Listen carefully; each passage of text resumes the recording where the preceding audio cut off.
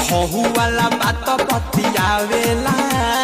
सजिया पपियावा सतावेला सहिया बिछा के चटैया हो हिको भाड़ा माजा उठावेला बाटे उनकर ना जोर मारे झटका बेजोर मुड़ा धके कराई बेला चूरी के तोर सखी रे चोली के चीजा गाड़ा मारे लागल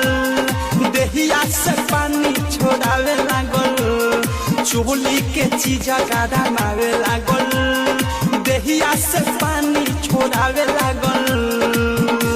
की करे ना सदम रे रे रे रे रे हमारो बलम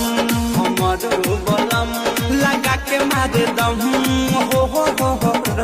हमारो बलम।